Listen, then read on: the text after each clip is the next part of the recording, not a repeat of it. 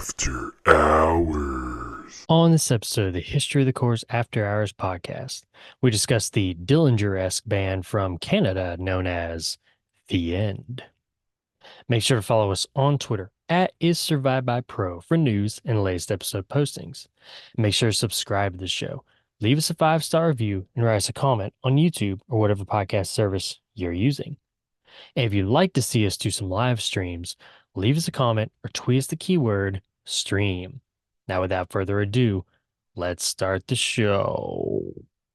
The devil is in Atlanta. Army surrounded.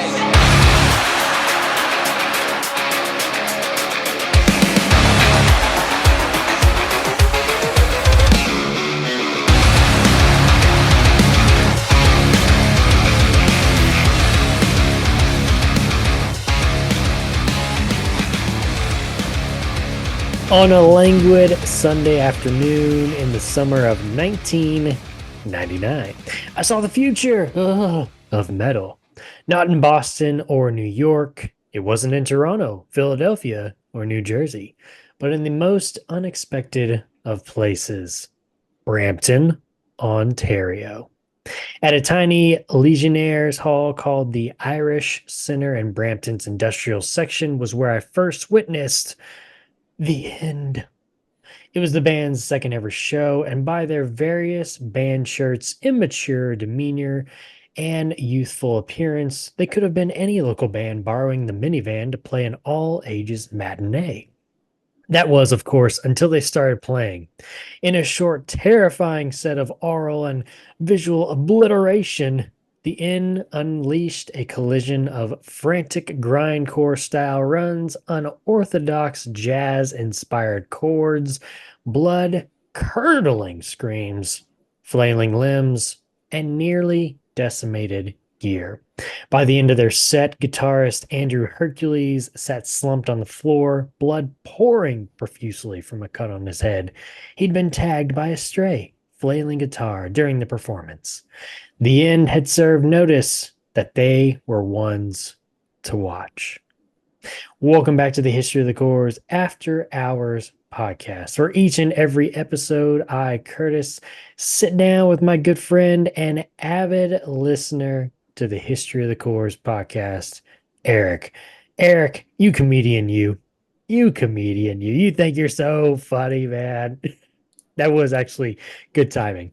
And you people have no clue what we're talking about.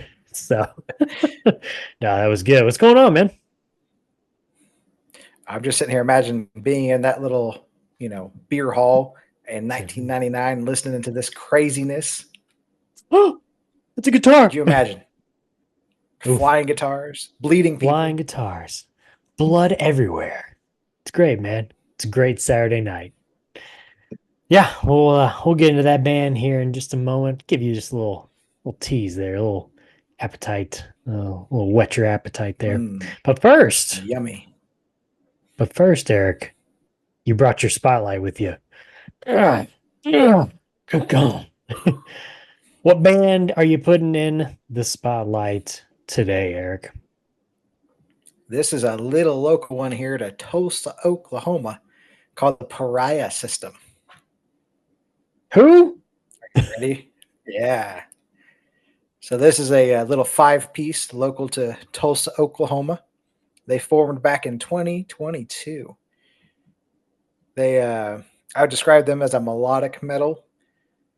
Vocals definitely ranging in the death metal kind of feels, from low and slow like Amon Amarth to really fast, high, almost, whatever you want to call that, kind of like Necrogoblicon or something crazy like that. The type stuff. Yeah. Kind of bitey on those highs. Oh, yeah. And there's a lot in between, too. He's a pretty talented vocalist. This one is one I saw with the Anchor. A friend of mine actually saw them with Necrogoblicon when they came to town. So he's been opening for some bands recently. And I got to talking to him. He told me he is open for the Anchor at least once before. Oh, okay. Along with a couple others mentioned as well. Yeah. So I seen the whole story goes. I seen this guy on stage that I thought I knew, and I was like, Yeah, it's been a few years since I've seen him. I wonder. And I got looking. I was like, yeah, that's the guy I knew. And I thought, okay, cool. He got a job here at the local venue. And I'm like, yeah, he's setting up for the band. That's awesome. He always liked, being with the music industry and doing stuff with that. We had a little kind of project back in the day when we were in high school. And then he jumped on the mic. And music started playing. And suddenly he started this sound. And I was like, he couldn't do that in high school. What just happened? Yeah, you're like, dang it, what And the heck? Where you been this whole time, bro? I was so confused. I was like, I thought he was a roadie, but he's wow. Like It's like every time legitimate, you pretty tell that talented, story, honestly.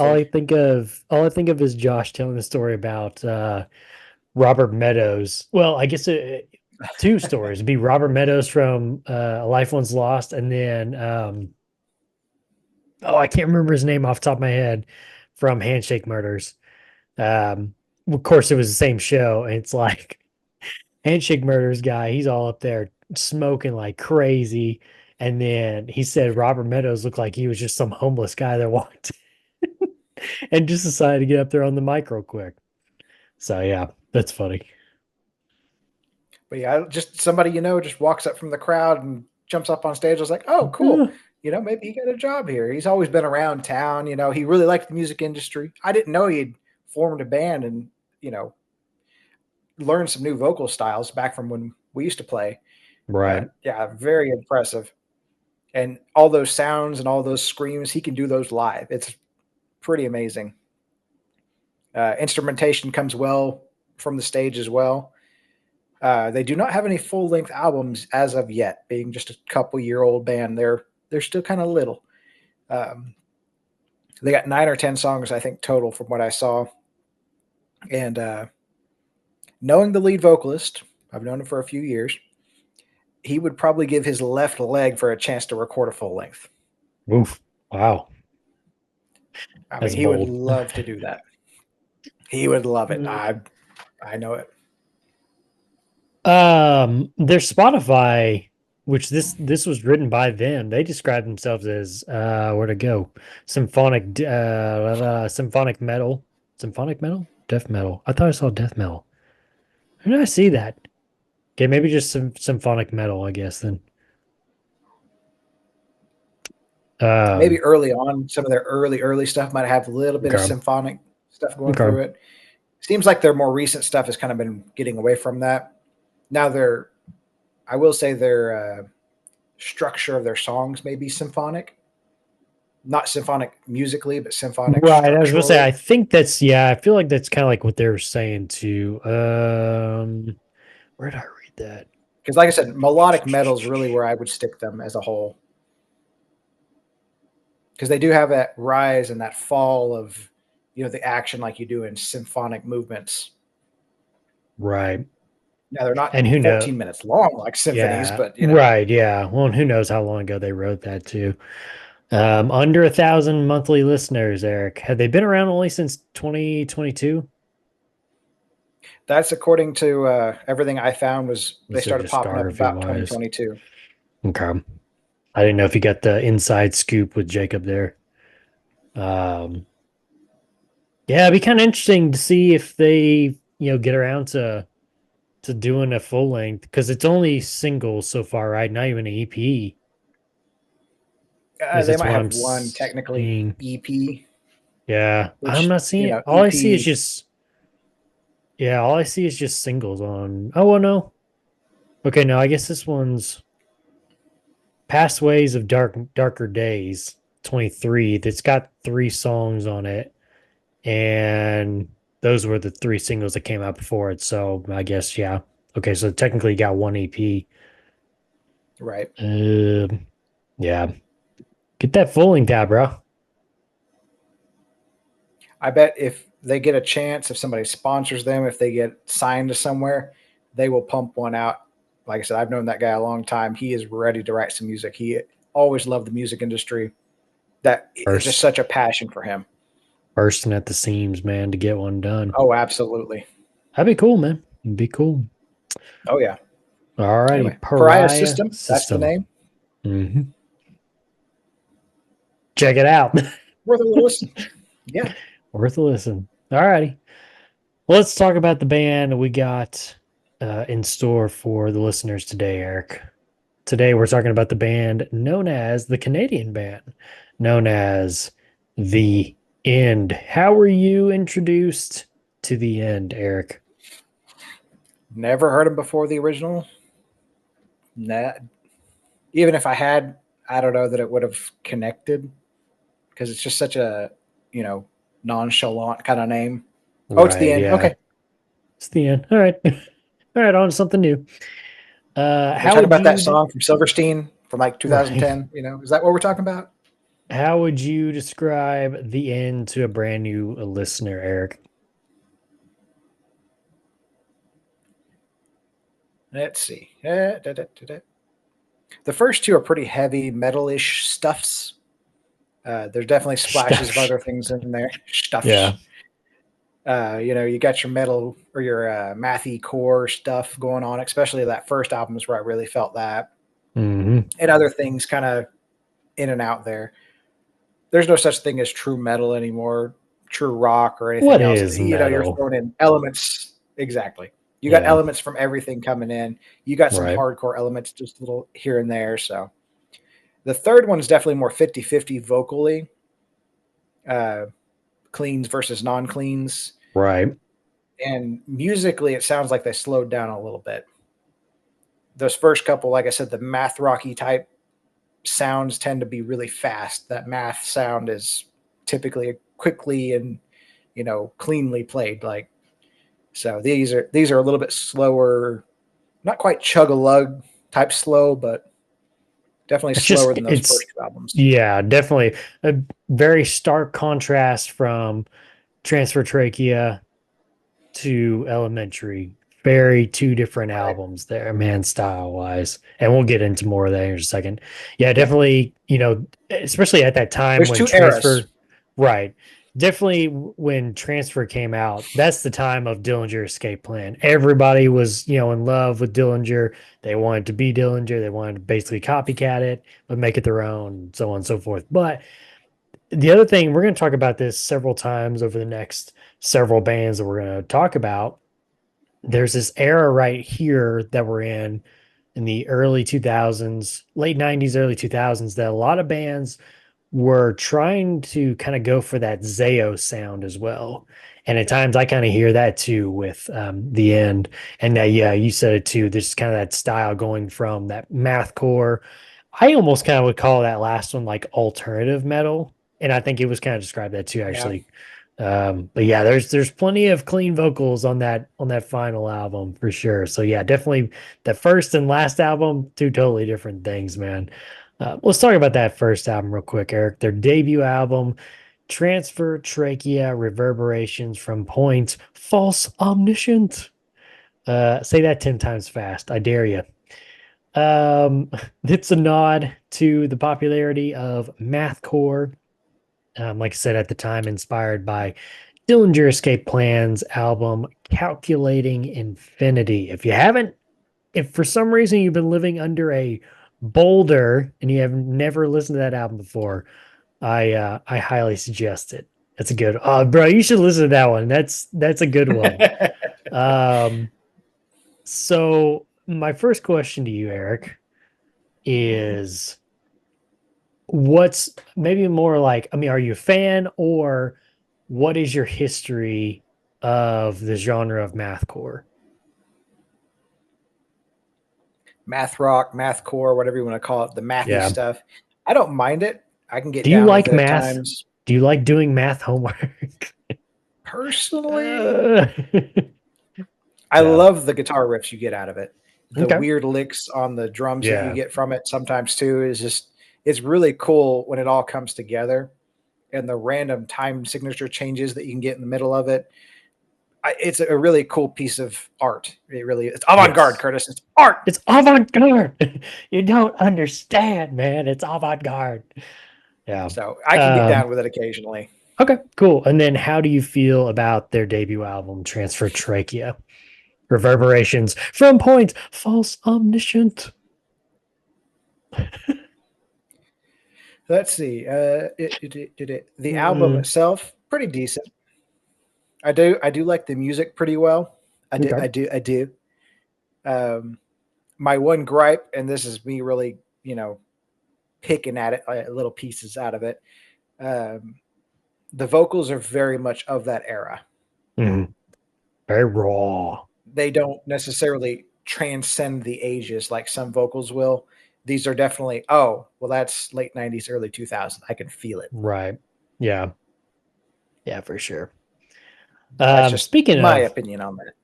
yeah. Oh, before we get into vocals here, I wanted to say, Uh-oh. it's just kind of a off the wall here. When does an album title become too long? Do you, Eric? After the first full sentence. Yeah, exactly. I do like What saying is it going though. on with that album Transfer title? trachea, reverberations from point, false omniscient. I don't know. What the hell does that even mean, man? Just a bunch of words stacked next to each other. Means nothing. All right, let's talk vocals, Eric. Yeah. Let's talk vocals. Tyler Simrick Palmatier would grace the microphone on Transfer Trachea, reverberation from point, false omniscient. While fan of the band Aaron Wolf would join to contribute lead vocals on their final two albums, Within Davidia and Elementary. Describe to me, Eric, the two styles and what other vocalist would you compare them to? So Tyler, the first fella, Mhm, is very of the era, like I was saying earlier. mhm. Kind of that higher register, not much range utilized there. Again, being of that era, they are very airy. They lack body behind them. And his particularly are a little bit muttered or muddled, however you want to say that. It's hard to understand them. Now, when you get down to the lower registers, that happens quite a bit. It's hard to For understand sure. yeah, it's just hard to understand that. It's a little bit different when it's really higher end and it's still harder to understand. That's kind of where we're at on these ones. This does remind me of like early Zayo, like those first two albums Yes. from them, Mhm. especially like when his voice, like, what is his name? Sean From Jonas. Zayo. When his voice, yes, when his Yeah. voice kind of does a little bit of a crack there, Mhm. reminds me a lot of Tyler. Yeah. Right. Come on the show, So John. the Sean, second whatever your feller, name is. Aaron, Mhm. his are a little bit lower register. As a whole, kind of down closer in the mid rather than highs, lows. His are kind Yeah. of mids. Reminds me of A Life Once Lost a little bit. There's just You've been reading my flavors notes. in there that just but I'm good at this. He's got that bitiness But to it him just too, there's doesn't he?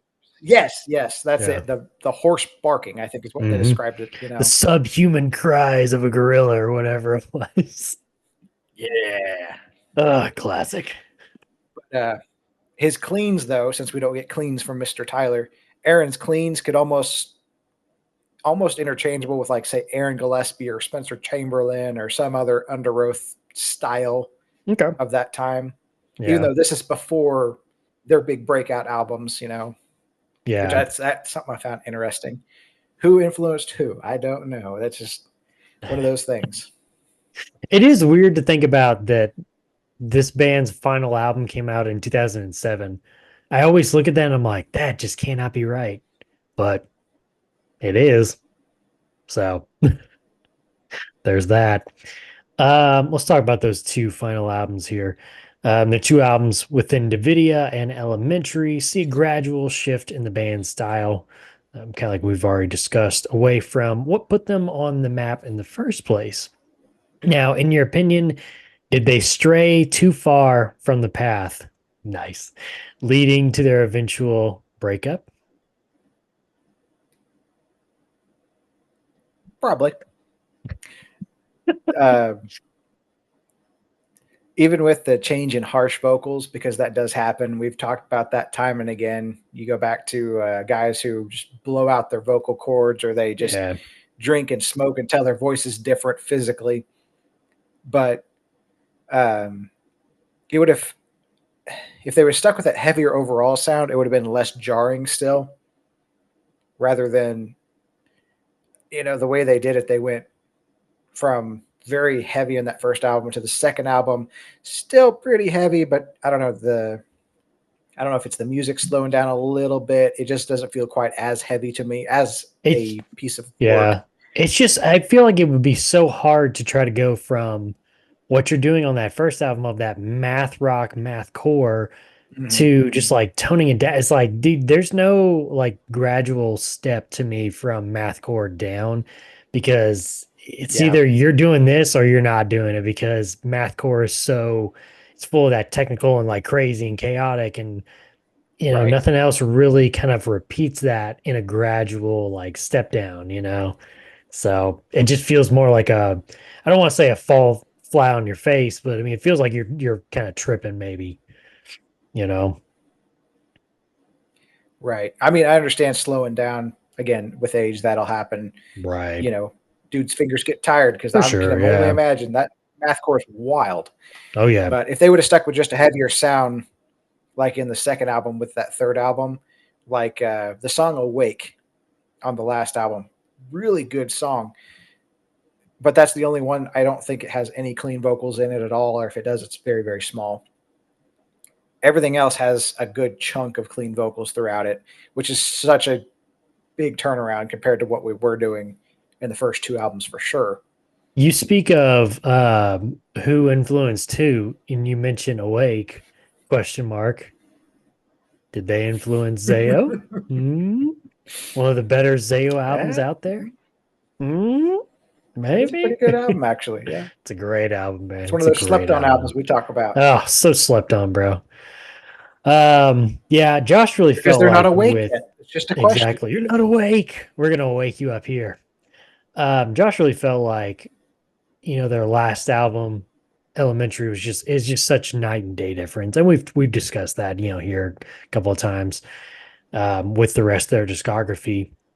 But to me, I kind of felt like Elementary production wise kind of gave me a Norma Jean Annie Mother vibe.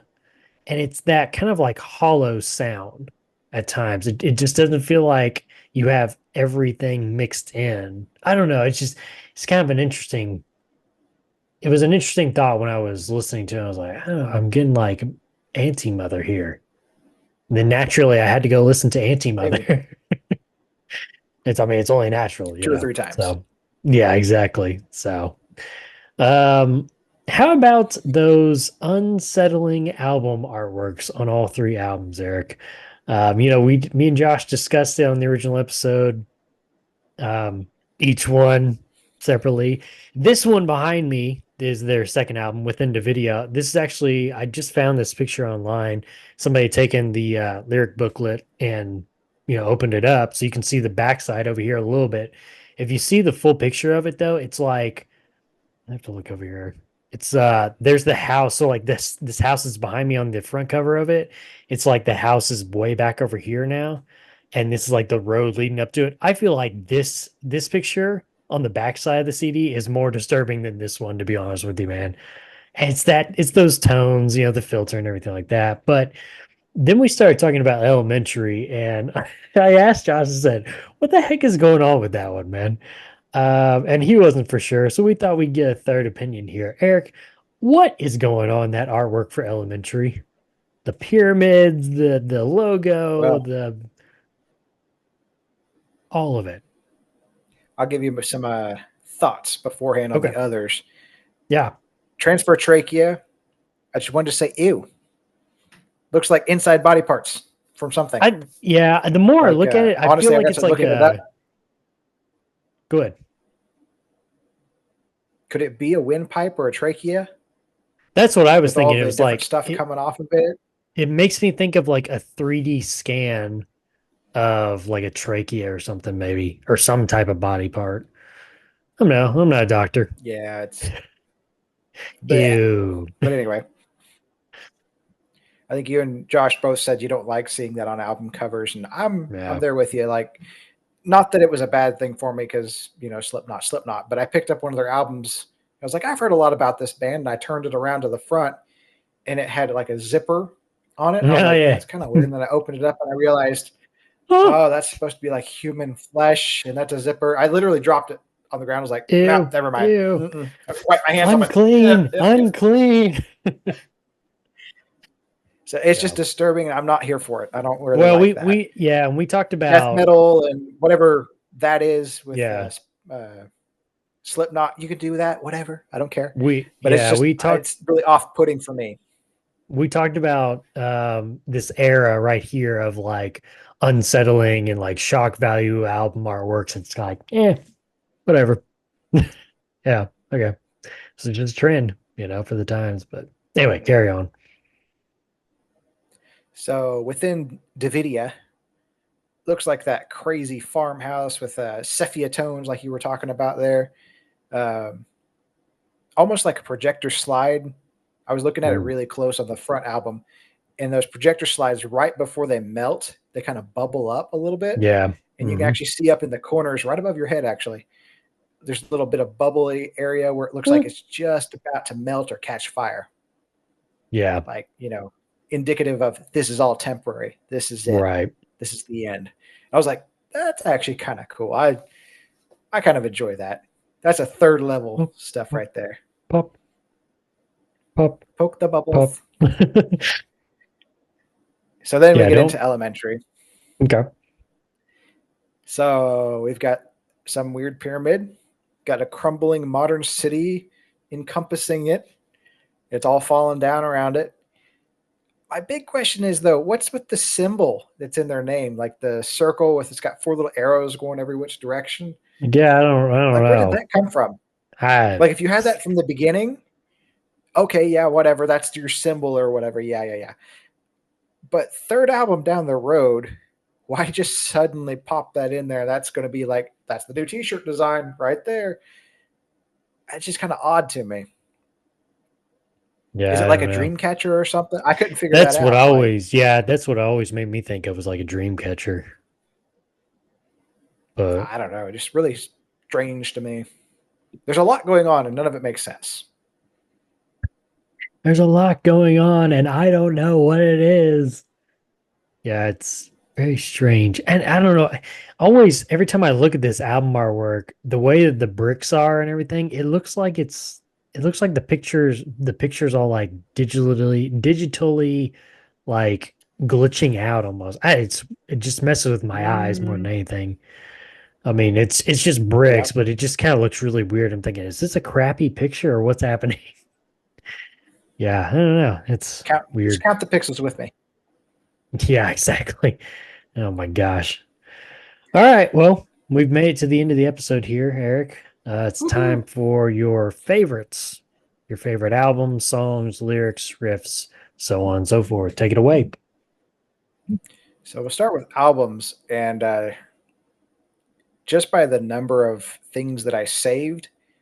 So I saved one off of the other 2 albums, but this particular album I saved 4 things off of. So I'm going to go with Elementary, just due to that. Okay. It's just more of my flavor overall. Okay. The other albums aren't bad or anything. Yeah. It's just, if I was going to put one on and play it, this one just fits me a little bit better. Okay. Now, seeing where they've come from and where they're going, or were going, Where I guess I they've should say. Yeah. Yeah, nowadays. But in relation to that album, I just like that. Forget about the forward, backward, wherever we're at or whatever. That sound of that era, I kind of like it. Kind of getting back into Define, getting into other albums that were released around that 06 to 08 era. It's all good stuff. Okay. Yeah, I kind of had a feeling that you would probably lean more towards Elementary, and I was correct. I know you so well. And a big part of that is his vocal style in that. Right. It's a little bit more cleaned up. It's a little bit less raw. The first ones are fine in their own right. Like I said, I got no problem with them. I'll put them on occasionally, probably. But that last one just catches me a little bit better. If they would have done the whole album like Awake, though, where, like I said, that's just a really heavy song with that style of screaming, I think I'd be there for it. Okay. But Nice. anyway, that is just a side thought. Okay. So lyrically, what do we got here? Holy ugh. Metaphors and language that pictures in mind. So, are you ready? I'm ready for it. All right.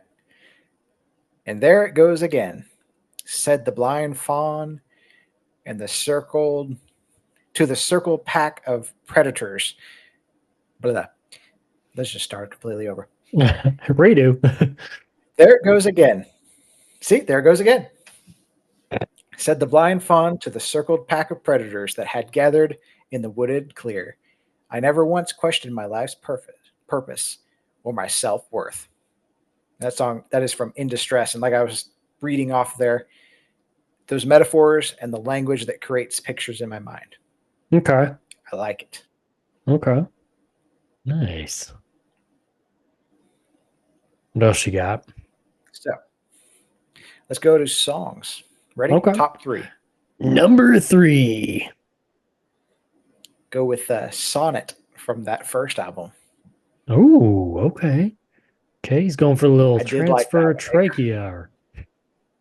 Yeah, that thing. Okay. Okay. But it caught me. I really quite liked that one.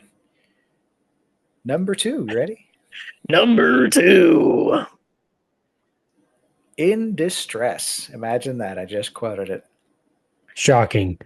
Color me I'm shocked. Not at all. Oh, man. And then, you ready for number 1? Number 1. I genuinely liked the song Awake ? Like I said, if they would have done that whole album in that style, I think I'd still would have been there for it. That hits really well. The vocal style is there.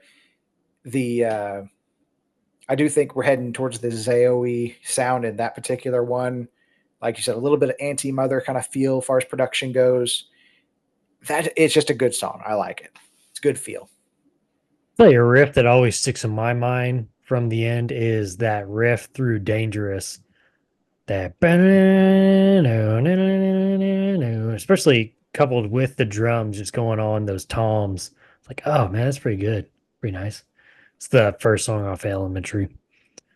But nice. Yep. They got a couple of good ones in there. Alrighty. Final thoughts on the Canadian band known as The End. They're not a bad band. But it could feel a little bit dated, especially if you're listening to the early stuff. I'd say it's still definitely worth a listen, though. Give them a shot. Like, what do you got to lose? An hour or two of your life? Especially, like I said, depending on what you're into, you could probably find it with a little bit of this band. So, give it a shot. Give it a shot. Expand your horizons. While you're also expanding your horizons. While you're also expanding your horizons, go on to Twitter and follow us at @SurviveByPro for news and the latest episode postings, not just on the show, but our other shows as well. We have the History of the Cores podcast, where me and Josh talk about a band from the core genre, take a look at each and every album that they produce, and then we rate it. We give you good thoughts, and sometimes we give you bad thoughts.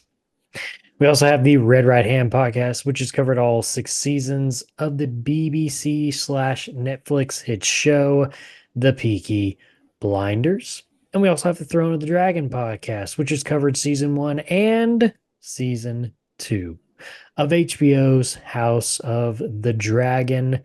Next thing you know, we're gonna start preparing for next summer's little show from HBO, A Night of the Seven Kingdoms. So be on the lookout for more episodes from that. We're on the backside of it, but currently we're in our summer of podcasting, Eric. 3 episodes every week. One from the Throne of the Dragon, from the History of the Cores, and from After Hours. Yeah, us. Actually, I think we're at the end of it. As so our national mascot disregard. might say, like it's hot. Drive it like it's hot. Drive it like it's hot. Also, while you're on Twitter, make sure to follow my co-host at Joshua Lynn Gary. Make sure to leave us a 5-star review and write us a comment on whatever podcast service you're using. And if you, yes, you, want to listen to us and see our smiling faces, head on over to our YouTube page. Just search Is Survive by Productions. That'll have every episode from all of our shows. Subscribe to the channel. Thumbs up the video. Alrighty, until the next episode, where we're talking about a little band known as S.O. Chorus. We'll see you.